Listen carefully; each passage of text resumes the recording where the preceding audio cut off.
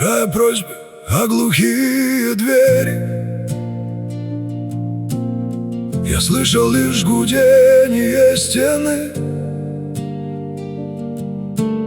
Срывая голос, выл, как в клетке звери, глотая пыль звенящей тишины. Искал исход, ты не менял дорогу. Я ждал огня, ты не зажег свечу, но ты присел к остывшему порогу, и я прижался к твоему плечу. Благодарю тебя не за ответ, благодарю за небо, тишину, за то, что там, где не найти просвет, ты разделил со мною темноту.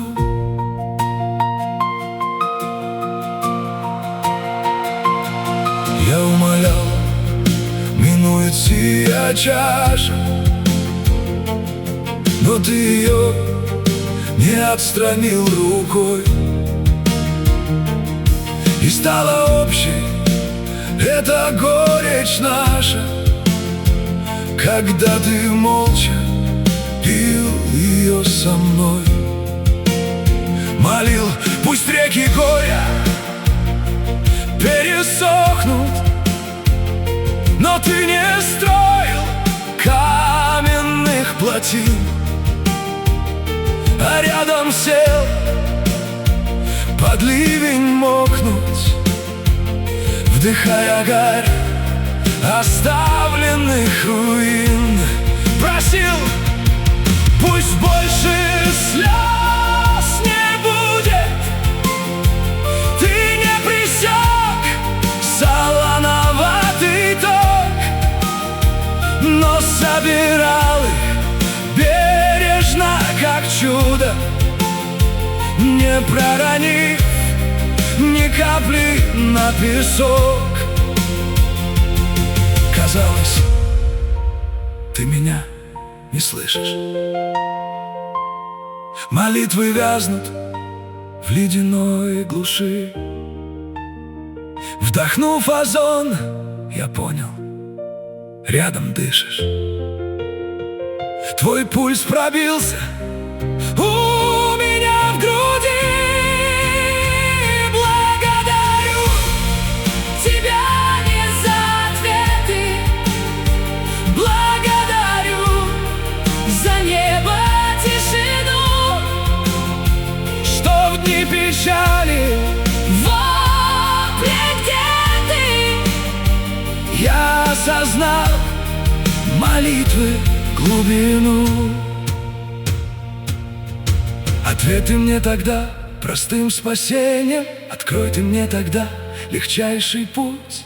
Я б не узнал за этим избавлением, кому в слезах пытался я прильнуть. И если мне сейчас предложат вечность из самых правильных, красивых слов, я откажусь, отвергну безупречность, чтоб слышать пульс и ритм твоих шагов.